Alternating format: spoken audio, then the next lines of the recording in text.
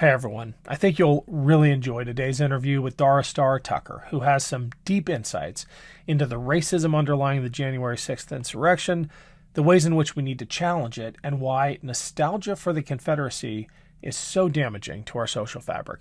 We also discuss a series of PragerU videos that have been approved as teaching materials in Florida classrooms.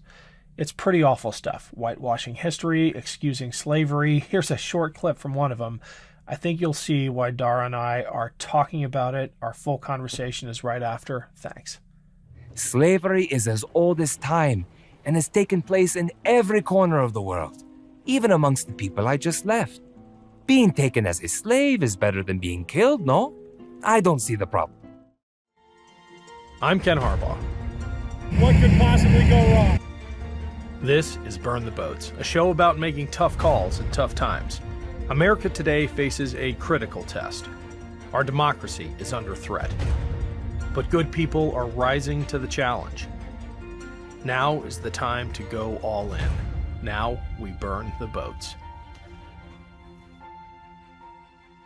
My guest today is Dara Starr Tucker. Following the January 6th insurrection, Dara was inspired to educate others about the political and social issues facing our country. Her video commentaries have garnered widespread attention. Her TikTok and Instagram channels have over 1 million subscribers. And last year, she started the podcast, I'm All Over the Place, to take a deeper dive into the content she posts. Dara, welcome to Burn the Boats. Thank you. Thank you for having me, Ken. I am probably your biggest fan. I have been binge watching your YouTube shorts. I have a ton of questions, but I want to start with how you got into this. How did a professional jazz vocalist and songwriter get into political commentary? You know, I've always had something to say. I've always been a very outspoken, very opinionated sort of person. And music is what I was raised with. So it's been a kind of a natural form of self-expression, but I always felt that it was a bit limiting, that I wanted to make commentary on what was happening in the culture. But, I felt kind of boxed in by the fact that I was a singer and that, people don't see me that way. People don't want to hear me talk about these things. They don't want to have their bubble burst about whoever or whatever they think I am. And so I just kept quiet, and I really didn't have much of an outlet to express myself outside of music. But, events of late, of the last 4 or 5 years have kind of created an imperative for me, and I think many others, to get out there and start speaking out where they otherwise would not have. And so I've always felt like there was an audience out there for me. That's been my feeling. It's like there's an audience, it's there, they are there, they exist. I just need to find the way to connect with them. And so I just kind of started talking about what was on my mind, and they've slowly come on board.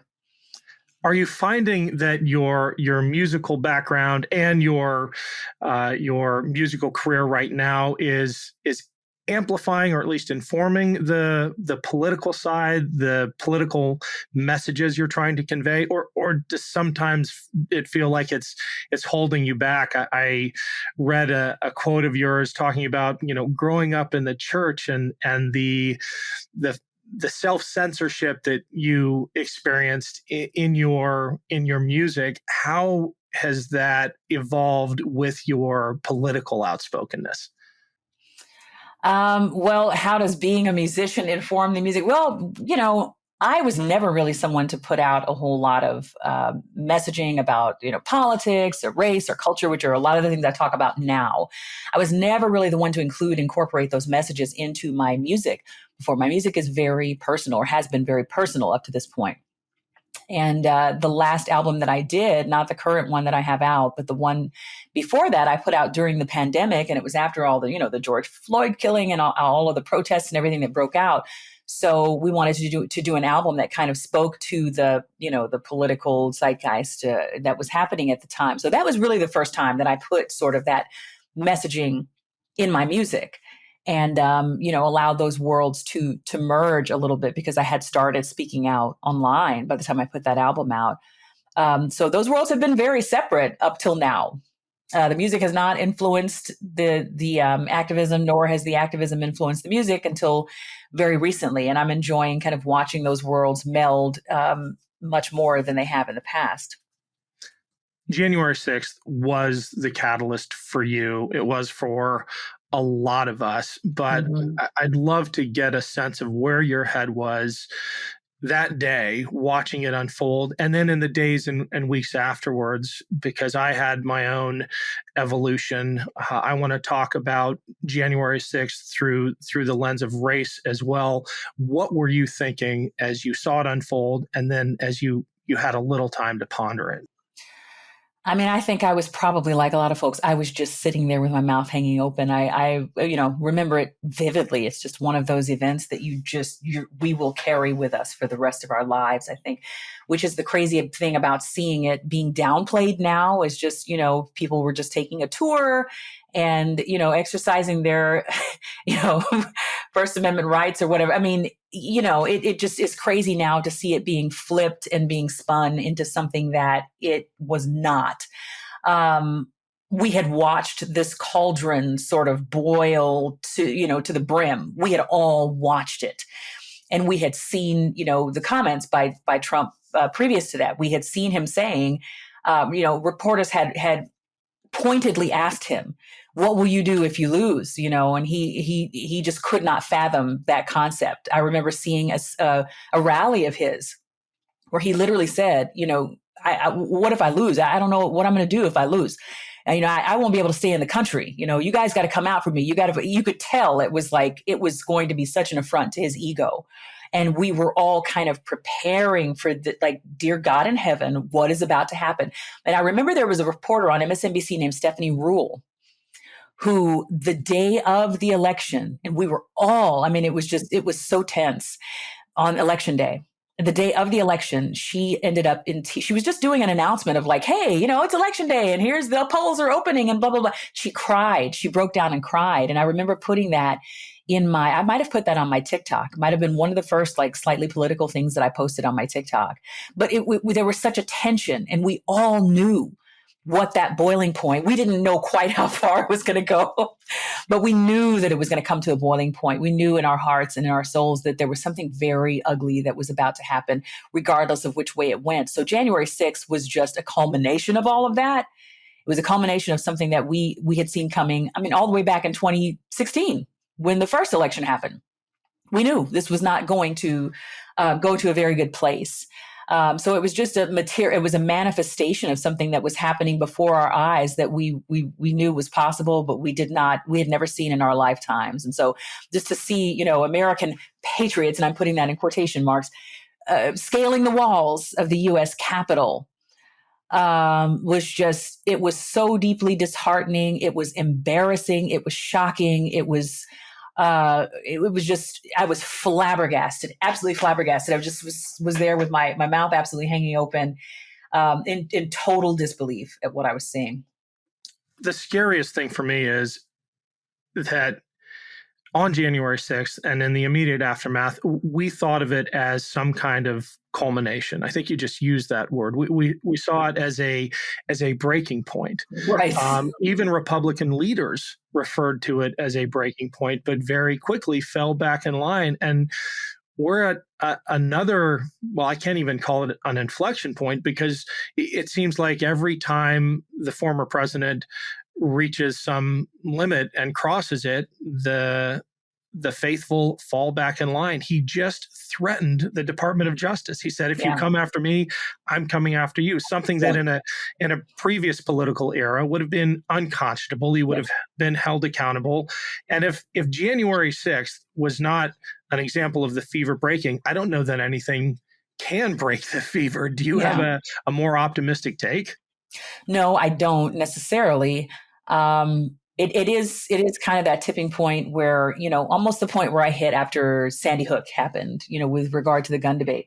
I just, there was something in me that just broke. It was like, well, if that wasn't enough to change the trajectory and to change the conversation and to bring, folks to a more reasonable kind of meeting point around this issue. I don't know what is enough. I don't know what will be enough.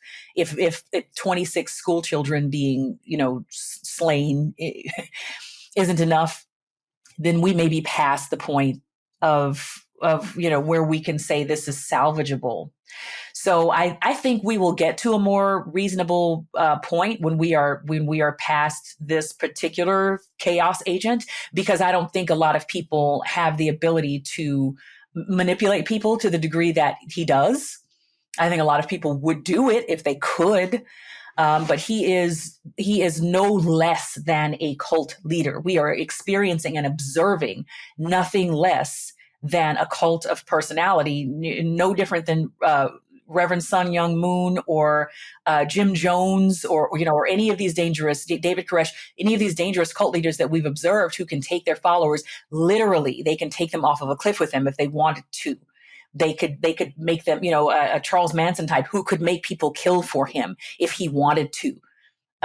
Who there is no limit to what these people will do for him. So that probably is my only sense of relief or the reprieve that we might have from this, because I do feel like a lot of the extremism that we are viewing right now is centered around a very specific figure.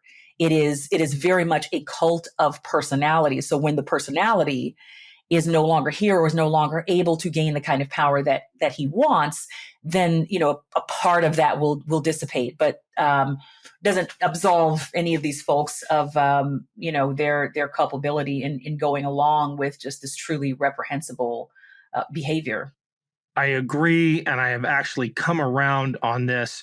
I used to talk a lot about Trumpism writ large, and it's a phenomenon. It exists apart from Trump himself, and it is dangerous, and it will outlast Trump. But there is no other figure on the right today that can marshal the kind of cult following that he can. There was talk not too long ago of Ron DeSantis being the heir apparent and arguably more dangerous because he was more proficient, more capable. But no one is going to beat a cop to death for Ron DeSantis, right? They'll do it for Trump. They've tried to do it for Trump. They've done it for Trump. And he's a singular figure in that regard. After January 6th, there was so much commentary focusing on the racial aspects of that insurrection, but it was largely, at least as I observed it, white people in their silos talking about race, others in their silos talking about race. And you have said that a lot of the conversation with regard to January 6th around race needs to be contextualized. Your show does an amazing job of that. And I'm wondering if you are hearing from white people whose eyes you're opening to the racial aspects of what we're going through that they're not otherwise appreciating. Oh, yeah. I have been able to have more conversations in the last couple of years with white folks around the issue of race than I ever have before. And that's one of the heartening things for me in this entire process, is that I feel like there are more and more non-Black people who are willing to have these conversations and who are deeply interested in having these conversations and who can understand now that there is an enormous racial subtext to what we are experiencing now in the United States, politically, socially, culturally. More white people than there have ever been, because I grew up around a whole lot of white folks, and these conversations were always something that they would avoid, and they were always something that was very uncomfortable, and they would want to gloss over with, well, I don't see race. I don't see color. It's just not important to me. And, I just love everyone equally. I don't care if you're red, brown, yellow, purple, green, or polka dot, we're all equal and we all bleed the same blood. You hear these lines over and over and over again. And I think for them, it's something that maybe was supposed to come off as reassuring, as comforting, as, they're safe. This is a safe person. But, those of us who walk around in these bodies of color, we know what we experience every day, and we have to look at life through a different lens.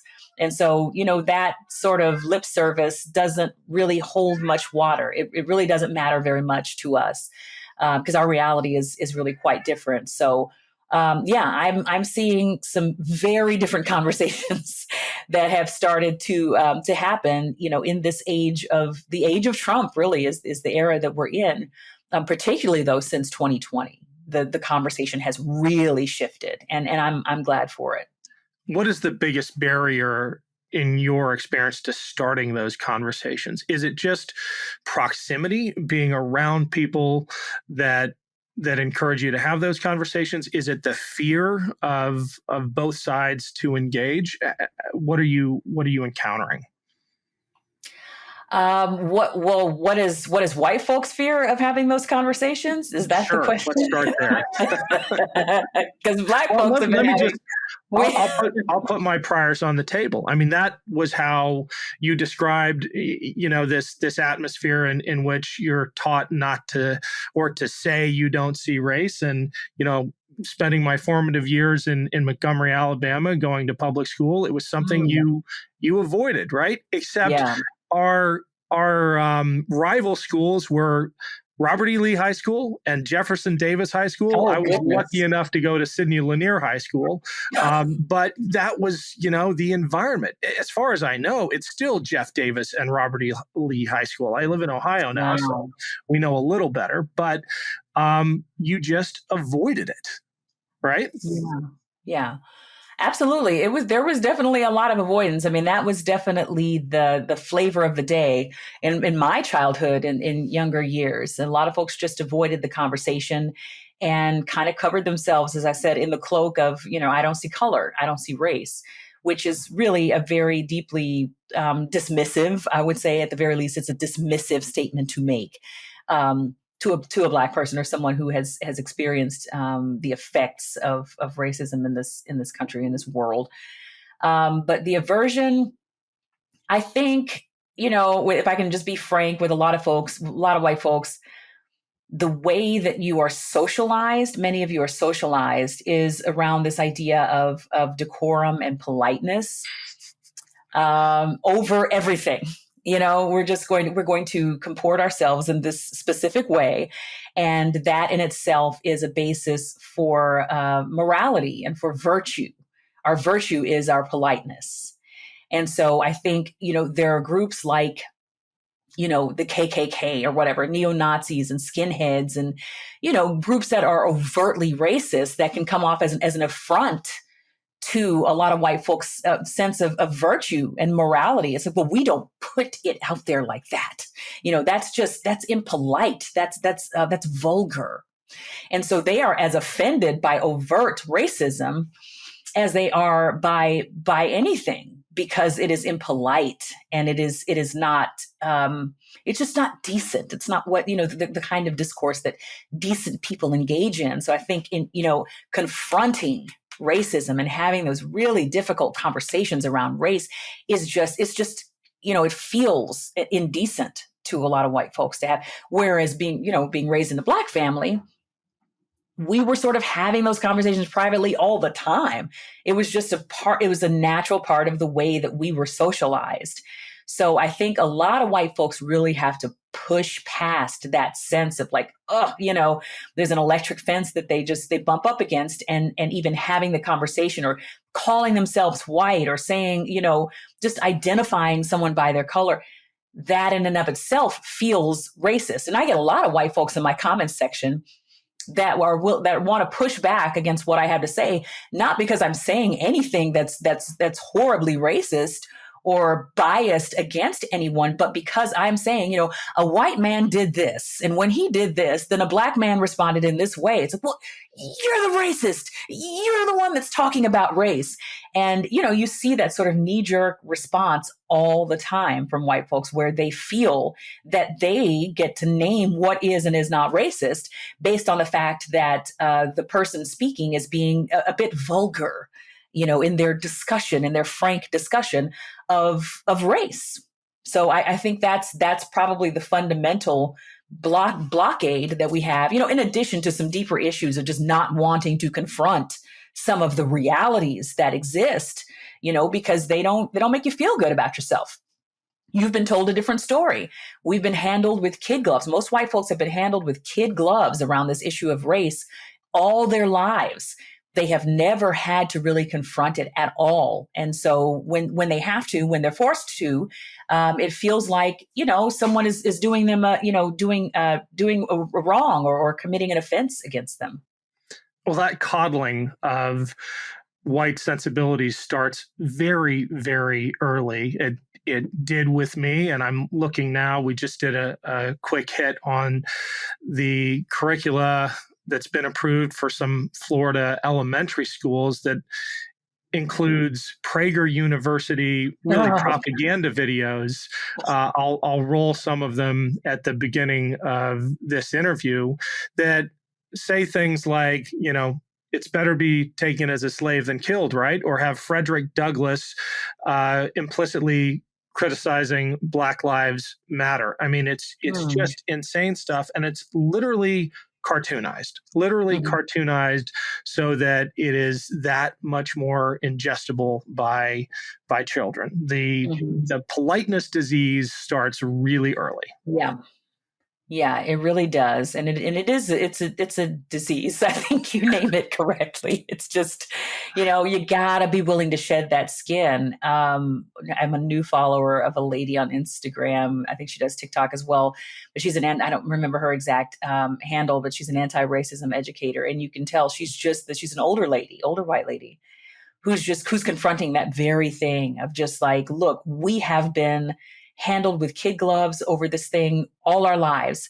And a lot of the anti-racism education for us is just in stripping away that expectation that we should be treated tenderly around this. And we've got to be able to have frank and real conversations because other people are experiencing real life consequences as a result of our ignorance. So our ignorance is the issue, and we have to wake up and shake ourselves and start to have some difficult conversations, which is, that's a hard sell when you are, let's say, a white guy who lives in Topeka, Kansas or whatever. That may not even be the whitest place. I'll say Franklin, Tennessee, because I know something about Franklin, Tennessee. You're a white guy in Franklin, Tennessee. You don't have to confront this stuff. You can put the blinders on and you can pretend that it really doesn't exist. There is no real incentive for you to address this stuff head on. So, my hat's off to the white folks who choose to be, and they don't have to. They do not necessarily have to have these conversations. But I encounter those folks every day, and I'm really thankful that they're willing to have those conversations because we cannot make progress unless we have a large contingency of white folks who are willing to speak out and do what you're doing and facilitate conversations and talk to other white people, because there are people who will listen to you that will shut down if they see me, if they see a Black woman talking about this stuff, immediately dismissal. Please, they just, they don't do anything but complain. But they see a white dude with an American flag behind him talking about it, and it's going to come off a little bit differently to some folks. That's going to be my new handle, white dude with American flag. It's intentional, and I'm glad you appreciate the subtext. Your podcast does a masterful job at making that case, at breaking down barriers. I especially love your latest series on Try That in a Small Town. Can you talk a little bit about what prompted that? Oh, well, I think we all know what prompted it. I mean, it's been the talk of the town for a long time. Speaking of Franklin, Tennessee, was the courthouse Franklin or Columbia? Oh, Columbia, yeah. Okay, but I believe Aldine likely lives in Franklin, Tennessee. Right. A lot of the folks that are associated with producing that song and video, I'm sure, are residents of Franklin, Tennessee, and it's a suburb of Nashville. For those who may not know, but I lived in Nashville for 13 years, and so I got to experience a lot of that kind of mindset of just these good old boys who are, they're cosmopolitan enough that they're not running around with a piece of straw coming out of their teeth or anything like that. So they feel that they're worldly enough where, they're not the ones who need to be addressed. They're not the ones who have issues with race. They know skinheads. They know people who are overtly just awfully racist. And so that's a lot of what I encountered in Nashville, honestly. So yeah, Jason Aldean made a song called Try That in a Small Town, where it was basically, taking a lot of the behaviors that a lot of Fox News viewers witnessed around the George Floyd protests, the Black Lives Matter protests. And he took all of that and put it in a music video, showing people spitting. It turns out this is all like stock footage or stuff from the UK or Russia, Belarus, and Canada. It's not even American footage. But he put all of this footage into a music video and talked about spitting in cops' faces and disrespecting the flag and, don't come and try that in a small town because this is, we're going to run you out. We're going to do this and we're going to do that. And I have my granddaddy's shotgun. And, then he starts to evoke, a lot of this language starts to evoke some imagery and some stuff around the sundown towns that have existed in the South for a long time, and in the South and beyond for a long time. And then claimed that he did not do this intentionally, that there was no racial subtext to any of this, which is untrue. And then it turns out that he filmed a music video in front of a famous lynching site in Columbia, Tennessee, a courthouse where a man was lynched and where a race massacre or whatever happened many years ago in Tennessee. So I did a response video to it. And honestly, I felt like, I don't know if you saw my original video on it, where I said, this is the problem that I have with this video that Jason Aldean did. And I haven't even looked at the comments on YouTube nor Facebook because they are, the few that I saw were just atrocious. There was such a backlash against this, against folks who had anything to say about this song and video. But I felt like, and I got a lot of flack from Black folks, honestly, and from white folks too, some enlightened white folks for saying that I didn't go far enough in my video response about this, that I said I was willing to give Jason Aldean and his team the benefit of the doubt that maybe, just maybe, possibly, they did not know the history of this courthouse, and that it really wasn't the issue, that they intentionally or whatever, that they intentionally did this. I said, this is the problem with race in this country, is because we're not having enough of these difficult conversations. And his inner circle clearly is not diverse enough where anyone would be saying, hey, did you know that this happened here? And maybe this is not the best idea that you do this video here. They're not having those conversations. But I got a lot of flack from people for saying, that maybe he didn't know that. But it's my honest belief that he himself probably did not realize where he was filming that video. And at no point did I even say explicitly that it was racist. At no point did I say it was racist. I said it evoked images of lynching. It was definitely referencing, a mentality around lynching. And, obviously we know what a lot of the roots of that are. But there was so much backlash from that video. So I decided to do a 3-part series called Stuff You Could Try in a Small Town. Since the song's called Try That in a Small Town, it's like, okay, let's talk about small town America. And, I went through and talked about, opioid addiction and suicide rates and maternal death rates, and towns that have run Black people completely out for 75 years and have had school segregation even up into this day. And all kinds of issues that arise in small towns that we don't want to have conversations about. We just want to have this sort of idealized Andy Griffith. I've been watching the Waltons lately, and so that's on my mind. My poor kitty is like freaking out right now. The Waltons are on my mind. I'm like, white America has this idealized vision of itself. It has this idealized version of what it actually is, and it usually does not involve its treatment of the Black community, of the immigrant community, of the gay community. It does not involve, in how it has treated women historically. It does not involve, any reference to these groups that have been historically marginalized, and those effects are so much worse oftentimes in small towns. And so I felt like it was time to have a conversation about that. So that's exactly what I did. Well, thank you for provoking that conversation. We did a short piece before Jason Aldean's song came out on New Bern, Alabama. It's got hundreds of thousands of views now. This is a town just west of Montgomery, down Highway 80, where I went to high school. 75 to 85% Black community that has never had a Black mayor. Google, and this is for the listeners, Google Patrick Braxton was elected the last Black mayor of New Bern. They locked the doors of City Hall. They refused to give him the town's mail. They closed the bank account.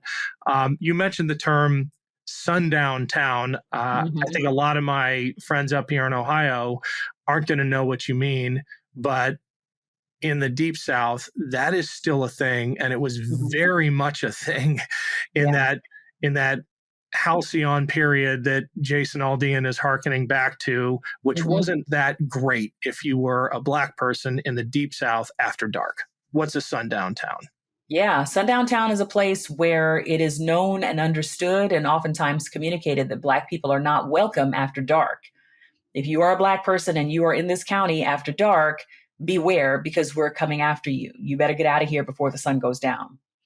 And so I am 100% sure that Jason Aldean knows what a freaking sundown town is, and that those writers of that song know what a sundown town is. And these towns exist. It's not only in the South. I mean, or Oregon, I really would like to do a thing on Oregon and how much history there is there around these types of towns. There are many sundown towns still in Oregon, and in many other places outside of the South. I mean, in rural America, period. So, yeah, I mean, we have things like the Green Book that existed where, Black folks had to create a special book where if they were traveling through the South, they knew what venues and what restaurants and what hotels were actually welcoming and open to Black people, because you could be kicked out or lynched or, beat up or threatened or terrorized if you ended up in the wrong place. So there had to be a book called the Green Book to tell Black folks, like, this is where you're safe, and these are the places that you need to avoid. Where do you get your idea? A lot of this history was very much being referenced in that video and song. Yeah. Where do you get your ideas for your hits? Do they just come to you, or are people telling you got to cover this? Yeah, generally it's just things that I encounter from, media that I'm observing or conversations that I'm having. I'm learning now more and more to listen to people in my comment section when they say, hey, have you talked about this thing? Because then I know where people's heads are. Because I tend to get off sometimes into little cubby holes. And, I could have stayed with that small town series, try this, things you could try in a small town. I could stay with something like that forever. I could have stayed, on Civil War history forever.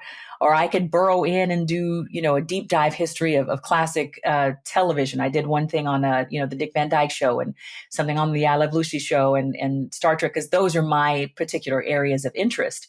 And so I have to remind myself to kind of step back from that, get out of my little, narrow, myopic point of view and actually listen to what people have to say.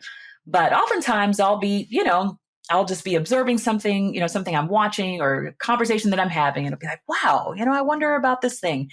Let me do a little bit of a deep dive on that and see if there's any information to be mined from that. And so, yeah, generally it's just me and my curiosity, but I'm starting to listen just a little bit more to people in the comments. Staying healthy, especially when you have a family that you want to be able to spend as much time with as possible, is so important. We all have a heartfelt reason to support our blood pressure. In fact, more than half the U.S. population would benefit from blood pressure support. Super Beets Heart Chews are an easy and convenient way to support healthy blood pressure, and they promote heart-healthy energy.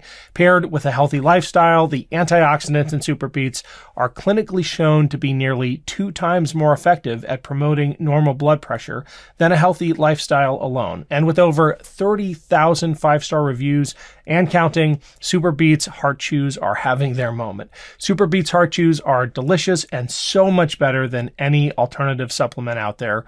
Super Beets Heart Chews are effective and clinically studied. They are the #1 pharmacist-recommended beet brand for cardiovascular health support. It's blood pressure support you can trust. Double your potential with Super Beats Heart Chews. Get a free 30-day supply of Super Beats Heart Chews and 15% off your first order by going to getsuperbeats.com and using promo code BOATS. That's getsuperbeets.com, code BOATS. Hi, Burn the Boats fans. I want to take a quick break to talk about our sponsor for today's show, Rhone. Men's closets are long overdue for a radical reinvention, and Rhone has stepped up to the challenge. Rhone's commuter collection represents the most comfortable, breathable, and flexible clothes I've ever found. Rhone makes it so easy to get ready for any occasion. The commuter collection offers the world's most comfortable pants, dress shirts, quarter zips, and polos. Rhone's comfortable 4-way stretch fabric provides breathability and flexibility that leaves you free to enjoy whatever life throws your way, from your commute to work to weekends at the kids' ball games. Looking good is easy with Rhone's wrinkle release technology, which makes wrinkles magically disappear, seriously, as you wear the products. It's really that easy. I don't have time between work and family and everything in between to worry about dry cleaning or ironing. With Rhone, I don't have to. I just wear and go. And I feel great doing it. Even after a long day, Rhone feels clean and new and just as comfortable as the moment I put it on. You got to try it out. Head to rhone.com/boats and use promo code BOATS to save 20% off your entire order. That's 20% off your entire order when you head to rhone.com/boats and use code BOATS. Trust me, Rhone makes choosing what to wear not just easy, but classy and comfortable. That's rhone.com/boats. The Civil War stuff was great. I hope you got awesome comments on that, and I hope you revisit it because there's just, especially having, grown up in the South, there is this nostalgia that is really manufactured. And, Yes. it was a political movement long after the Civil War ended. You highlight that with the story of the freeway flags. Can you give us the short version of these things, which I think people assume, have been up ever since 1865? No, they were a political signal in the 20s and later. Right. Yeah. The Confederate flags, which I always get so much flack for calling them Confederate flags. I call them Confederate battle flags. And I still have people, in the comment section going, well, that's the flag of, and they never have the right flag. I think it was converted from the battle flag of Virginia and then brought on to represent the Confederacy in general. But yeah, these flags and monuments started to pop up kind of in the after the Civil War as a way of basically saying, hey, the South will rise again. That's the attitude there. And the groups like the Sons of Confederate Veterans and the Daughters of the Confederacy are responsible for erecting a lot of these monuments that still existed in Nashville when I moved there in the middle 2000s. Monuments that were in state houses and, all along freeways and things like that, public parks and things. The Daughters of the Confederacy got in and worked with education departments to change the curriculum to reflect a certain mentality around the Civil War. It's like, hey, we didn't really lose, and this was a war of Northern aggression and this sort of lost cause thinking. It's all been very deliberate, and this stuff really started to spring up in the early part of the 20th century. A lot of these monuments started to spring up at that time when the KKK, the second iteration of the KKK, was gaining relevance. Then, of course, when the Civil Rights Movement happened, the 100th anniversary of the Civil War, a ton more monuments sprung up, Confederate monuments. And then in the sesquicentennial, the 150th anniversary, which happened in 2011, then you had a whole other push from the Sons of Confederate Veterans and a group called the Flaggers, who started putting up a ton of these things off freeways. I mean, massive, like 100-foot, 60-foot flags off of freeways, And they are well funded. There are groups who have, secret private memberships and meetings and they're paying for these things to be erected as a real kind of, FU to anyone who claims that there's been any progress in these areas. They're going to remind you who they are. And all in honor of a political movement that lasted, I don't know if this is your observation or someone else's, that did not last as long as Grey's Anatomy. Oh, yeah. I said it lasted a fourth the length of the Grey's Anatomy series. My Right. daughter We loved that. got 150 years later, we're still commemorating something that lasted literally, 4 or 5 years. But yeah, it's more, as I said in that piece, it's not so much about commemorating the dead, which they would like to convince you of, oh, we're just honoring our dead. Like, no, no, no, no. You're honoring what they fought for, which is the right to continue. And the Confederate Constitution specifically laid out their right to preserve Negro slavery, not just the concept of slavery in and of itself, but the right to enslave Negroes. So I think that, I think a lot of this stuff, honestly, the people perpetuating this stuff and waving Confederate flags and things, they don't know their own history.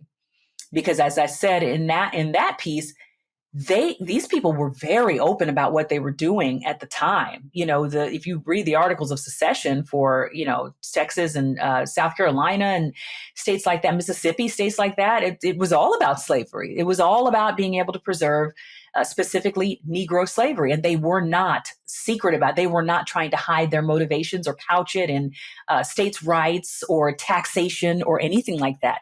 They wanted you to know exactly why they were doing what they were doing. So a lot of these people I think they're just ignorant of their own history because it's been taught to them in a very specific way. And again, they've been coddled and just have not had to come outside of that bubble. And they're just wanting to preserve this concept of themselves that really is a false one. Which is why these latest efforts, and I'll point to Florida again, to really brainwash children about our history are so alarming. We see the effects of that. We have historical lessons to point to as to what happens when you don't confront the reality of your history. And it never ends well. And seeing it happen again or continue to happen in Florida, I mean, it should be sending off alarm bells everywhere.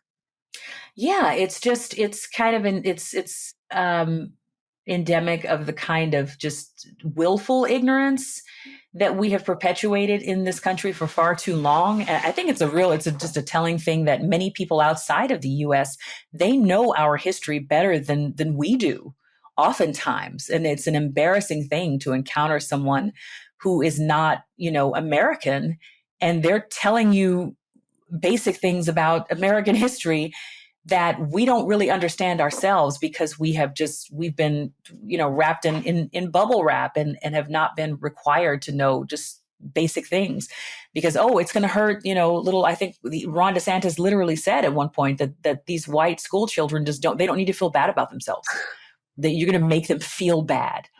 So you're telling them that their ancestors were racist and that white people have been racist. No, they're gonna grow up with a complex. So don't tell them things like that. So I don't know. I don't have any answers as to why this deep ignorance and dedication to ignorance persists. But I think with educators like myself and many others who are doing the same kind of work, online, in spaces like TikTok and Instagram. I think if you want real history, it's at the point now where there's not really an excuse for you not to have real history. School is not the only place where you can learn. I'm glad you said that because that's where I land when I hear you, and I appreciate this too, when you give Jason Aldean and his team a kind of a pass for saying they're probably more ignorant than racist. There really is still not a good excuse for that kind of ignorance in this day and age. There's not. And to be clear, I do feel that the video was racist. I just don't necessarily feel that they realized how deeply racist it was, in filming it where they filmed it. I feel like they meant to say what they said. And there was very much a racial subtext, but I don't think they necessarily realized that where they were doing it was telling an even bigger story than what they knew they were telling. But yeah, the ignorance is willful at this point because there's and even in a case like his, when you realize what you've done. Oh, hey, did you know that you filmed this video about essentially lynching in sundown towns? Did you know that you filmed this in front of a famous lynching site? Okay, now what's his response? That's the question. It's like once he finds out that he did that, is there an apology? Is there an effort to say, "Oh my goodness, what a faux pas, what an awful thing to have happened. We didn't realize we were being so insensitive. Please forgive us. Please excuse us." we'll take the video down. There was none of that. And so that to me speaks even more loudly about the motivations for what he was doing. He just played into his base that much more, and like, hey, we're Americans. And the quote that he put out there was just utterly ridiculous. Like, hey, well, this is just all about small town people just taking care of each other and looking out for one another, as painting this sort of Mayberry idyllic picture where you're talking about going and getting your granddaddy's gun and shooting somebody and running them out of town. It just, there's a disconnect in what he feels that he's saying and what he actually is saying. That MO of never back down, never apologize, never empathize, that feels like a new thing. Like we have been taught that top down in observing our political leaders. There used to be such a thing as shame in public life. And if the Jason Aldean episode had happened a decade ago or 20 years ago, more often than not, it could be a teaching moment. And I just feel like there is a shamelessness on the right these days that has been learned. Yeah. I mean, I maybe it's too simple an answer, but I do blame the era of Trump for that, because I think he's been a huge example in how that strategy can be a winning one. You double down, you get even tougher, you get even louder, you get even more obstinate and in your face about it. And you don't apologize. You don't give 1 ounce of ground. You don't retreat, you don't surrender. And I think, a lot of folks have picked up that MO and they have figured out that it's a winning strategy and it works and it makes them feel more empowered. It makes them look stronger. And so there's no downside to them for doubling down on something like that. What are you working on next? Can you give us a preview of anything in the pipeline? Oh, goodness. I have so many things in the pipeline. I'm really wanting to do. I announced a while back that I was doing a series on toxic conservatism.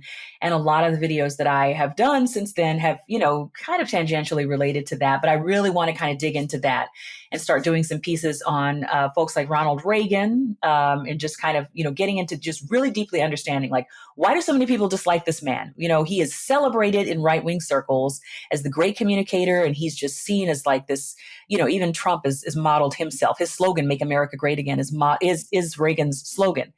And, the right idolizes him, but the left detests him. Why? Why is he such, this figure of disdain by so many people? And his history is deep. I mean, it's really and conflicted. It's really interesting. It is. And who else's history is very conflicted? Richard Nixon, who founded the EPA, Environmental Protection Agency, and who was also the one who went after these segregation academies. I said in one of those small town videos. He's another one who's really hard to understand. Lyndon Johnson as well. But getting into some of those figures and people like Phyllis Schlafly, who were activists, who she campaigned against the Equal Rights Amendment, for women. This is a woman who was the champion against equal rights for women, and the John Birch Society and Moms for Liberty and groups like this. And, I am conflicted a little bit on, how much of my attention to focus on these groups that really, in my estimation, worked to uphold a form of white supremacy, and how much to really highlight the good that I feel like a lot of Black folks have done and have, gotten out there, and Black folks who have fought against this stuff, there are so many figures that I could be highlighting within the Black community, and even the Native community, which I want to talk about more. So I'm working on finding a balance between the two, because I don't want my, online presence to be all about like, hey, let's talk about, this awful person who did this awful thing. And, let's also celebrate the good. And so, I'm also working on some stuff that covers a lot of the film and television and the music that I love, which is usually classic stuff, from the 40s, 50s, 60s, and 70s and stuff. So as my podcast says, I am all over the place. I'm working on probably 10 different projects right now. Well, I can't wait to see what you come out with next. Thank you so much, Dara, for joining us today. Thank you, Ken. I've enjoyed myself. Thank you so much for having me on. Hey Meidas Mighty, love this report? Continue the conversation by following us on Instagram @MeidasTouch to keep up with the most important news of the day. What are you waiting for? Follow us now.